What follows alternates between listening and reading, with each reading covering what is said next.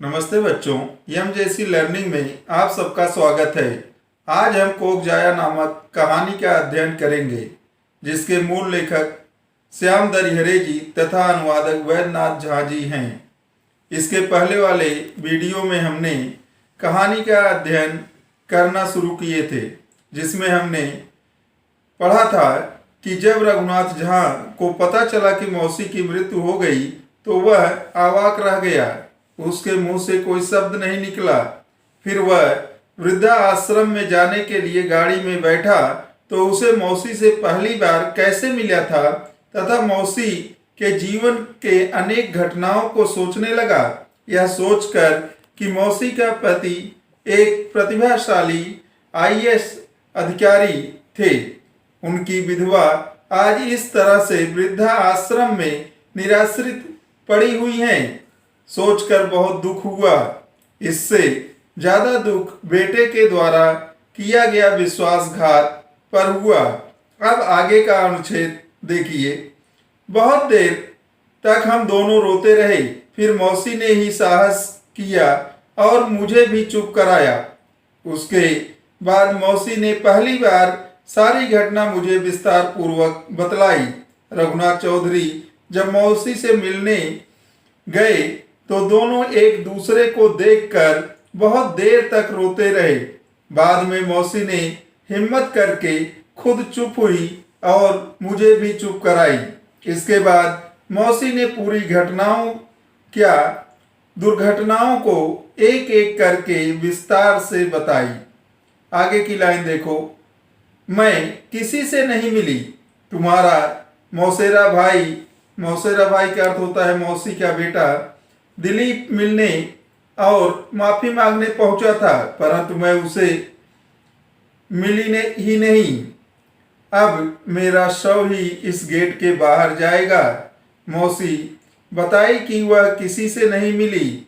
जो भी आता था वह मिलने से इनकार कर देती थी। मौसी बताई कि तुम्हारा मौसेरा भाई दिलीप माफी मांगने आया था, लेकिन मैं उससे भी नहीं मिली। और मौसी कहने लगी कि अब इस वृद्धा आश्रम के बाहर मैं नहीं जाऊंगी। आश्रम के बाहर केवल मेरा मृत शरीर ही जाएगा। आगे की लाइन देखो। तुम्हें जब कभी समय मिले यहीं आकर मिलते रहना। कभी कभी अपनी पत्नी को भी लाना। अब जाओ, तुम्हें विलंब हो गया।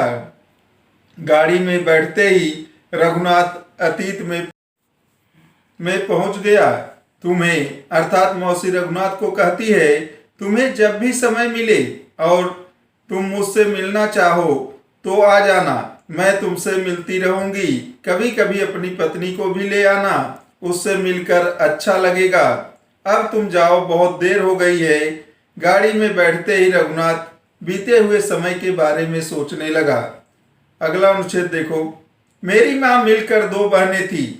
मेरा कोई मामा नहीं था। मेरी माँ बड़ी थी। मेरे नाना एक खाते पीते किसान थे।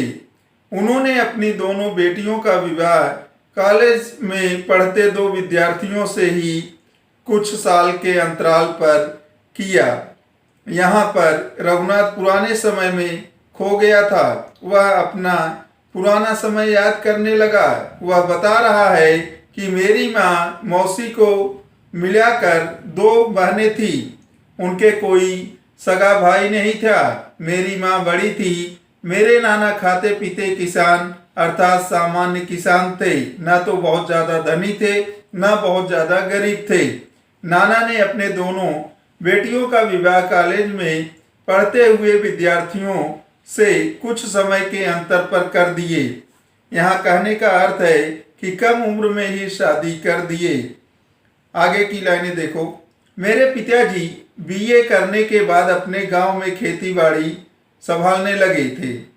मौसा पढ़ने में प्रतिभाशाली थे। वे अंततः आईएएस की प्रतियोगिता परीक्षा में सफल हुए। मौसा जब गुजरात में जिला अधिकारी थे तो नाना का देहांत हुआ था। नानी पहले ही जा चुकी थी। नाना का श्राद्ध बहुत बड़ा हुआ था। श्राद्ध का पूरा खर्चा मौसी ने ही किया था। शादी के बाद मेरे पिताजी बीए करके किसानी करने लगे, अर्थात खेती बाड़ी करने लगे। मौसा आईएएस की परीक्षा पास कर वे गुजरात में जिला अधिकारी बन गए थे। उसी समय नाना की मृत्यु हो गई। देहांत का अर्थ है मृत्यु। नाना के श्राद्ध का पूरा खर्चा मौसी ने ही उठाया था। श्राद्ध का अर्थ होता है मरने के बाद जो भोज दिया जाता है, जो क्रियाकर्म किया जाता है, वह सब श्राद्ध के अंतर्गत आता है। मेरी माँ एक न सुनी थी। नाना ने संपत्ति का अपना हिस्सा भी मेरी माँ को सौंप दिया था। माँ मना कर रही थी, लेकिन मौसी ने एक नहीं सुनी और अपना पूरा हिस्सा माँ के नाम कर दिया। आगे का अनुच्छेद देखिए। कुछ दिनों के बाद मेरे पिताजी के नाना के ही गांव में आकर बस गए, अर्थात नाना के गांव में आकर रहने लगे। अब हम लोगों का गांव नाना का गांव ही है, इसलिए मौसी का संबंध कुछ अधिक ही गाढ़ा अर्थात अच्छा, इसलिए मौसी का संबंध अधिक अच्छा है। मेरी पढ़ाई लिखाई में भी मौसी का योगदान रहा है, अर्थात मेरे पढ़ाई लिखाई में भी मौसी ने मदद किया था। मौसी का बेटा दिलीप हमसे 8 बरस का अर्थ होता है वर्ष, छोटा था, अर्थात मौसी का इकलौता बेटा दिलीप मुझसे 8 वर्ष छोटा था। वह अपने माँ बाप की इकलौती संतान था। एक पढ़ने में मौसा की तरह ही काफी प्रतिभावान था। दिलीप भी अपने पिता के समान पढ़ने में बहुत प्रतिभाशाली था। मैं पढ़ लिख कर नौकरी करने लगा। मौसी से भेंट मुलाकात कम हो गई। दिलीप का एडमिशन जब एम्स में हुआ था तो मौसा की पोस्टिंग दिल्ली में ही थी। उसने मेडिकल की पढ़ाई भी पूरे ऐशो आराम के साथ की थी। एडमिशन का अर्थ प्रवेश तथा पोस्टिंग का अर्थ है तैनाती, नियुक्ति।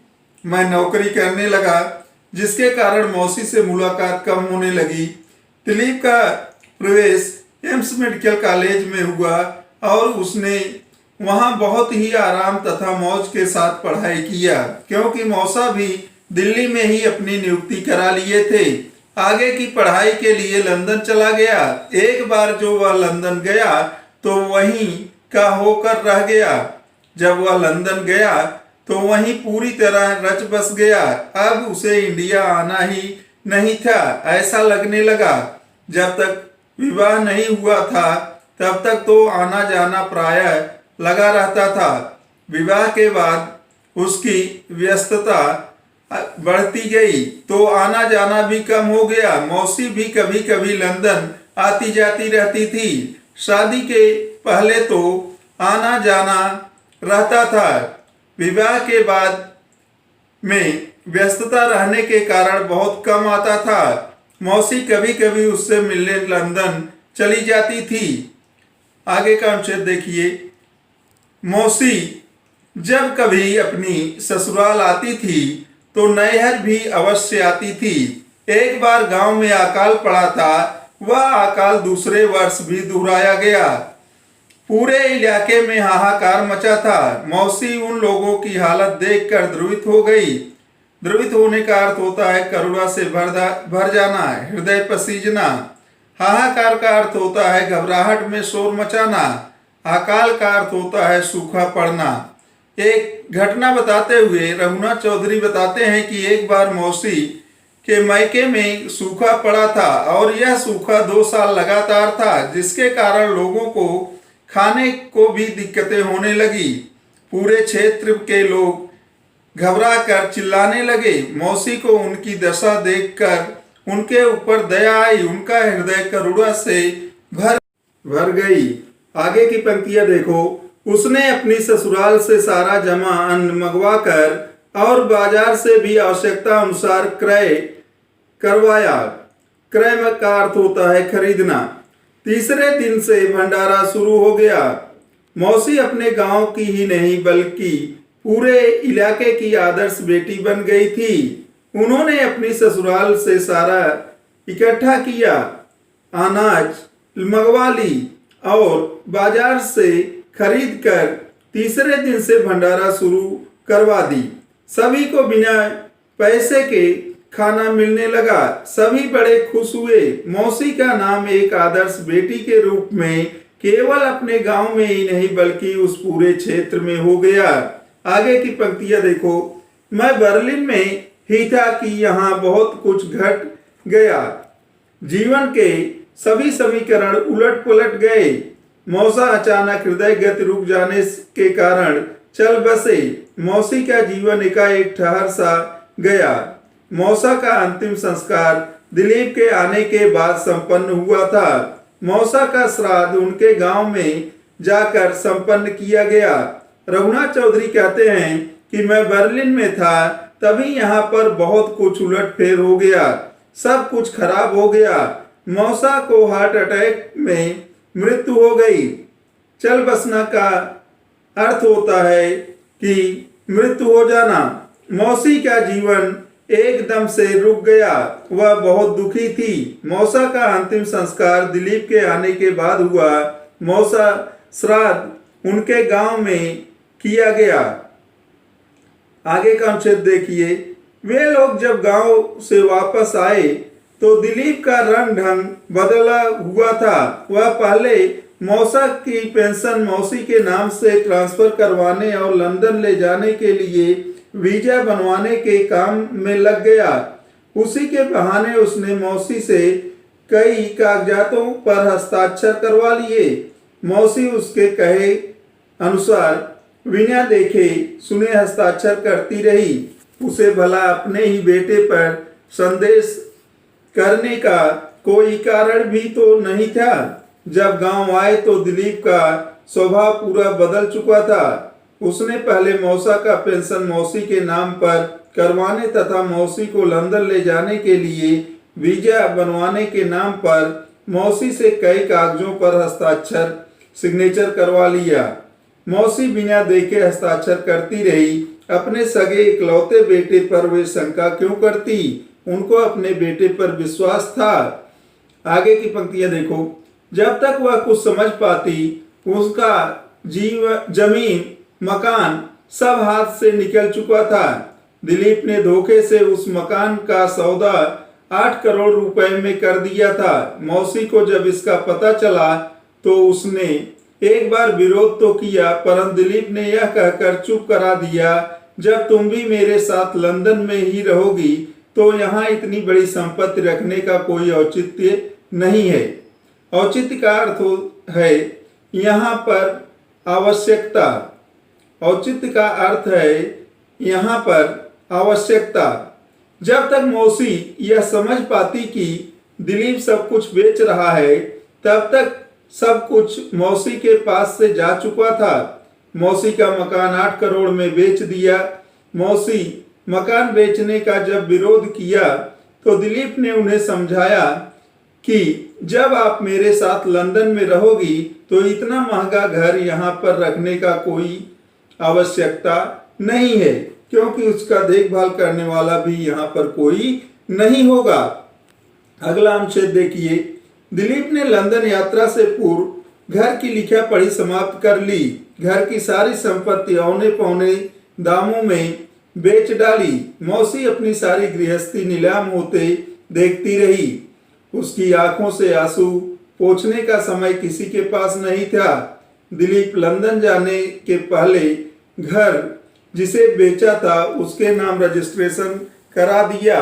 घर की सारी संपत्ति कम दामों पर बेच दी। मौसी अपनी गृहस्थी बिकते हुए देखकर उसके आंखों में आंसू आ जाते थे, लेकिन उसके आंसू को समझने तथा उसे पोंछने अर्थात उसको सहारा देने वाला कोई नहीं था। किसी के पास समय नहीं था। कोई उसे सांत्वना नहीं दे रहा था। आगे की पंक्तियां देखो। वे तो रुपए सहेजने में व्यस्त थे। बाप का मरना दिलीप के लिए लॉटरी निकलने जैसा था। उसे लंदन में घर खरीदने में आसानी हो जाने की प्रसन्नता थी। वह अपने प्रोजेक्ट पर काम करता रहा और मौसी पल पल उजड़ती रही। बेटा जो माँ के दुख को दूर कर सकता था, वह तो पैसा संभालने में ही परेशान था। बाप मरने का दुख तो नहीं दिख रहा था। उसे देखकर ऐसा लगता था कि उसकी लॉटरी लग गई है। उसे लंदन में घर खरीदना था। उसे उसका घर खरीदने की प्रसन्नता थी। वह अपने उस काम को पूरा करने में लगा रहा और मौसी हर क्षण हर पल बर्बाद होती रही। उनका सब कुछ उनसे छिनता गया। फिर लंदन यात्रा की तिथि भी आ गई।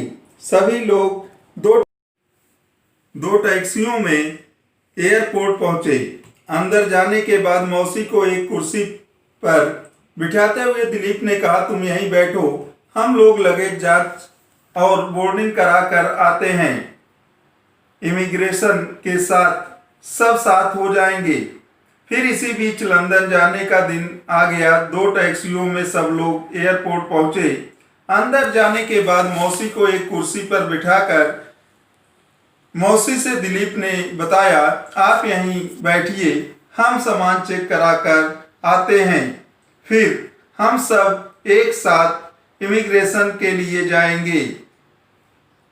अगला अनुच्छेद देखिए। जब काफी समय बीत गया तो उसे चिंता होने लगी कि बेटा बहू कहाँ चले गए। लगेज में कोई झंझट तो नहीं हो गया। वह उठकर अंदर के गेट पर तैनात सिक्योरिटी के पास जाकर बोली, मेरा बेटा दिलीप मिश्र लंदन के फ्लाइट में बोर्डिंग कराने गया था। मुझे यहीं बैठने को बोला था, परंतु उसे गए बहुत देर हो गई।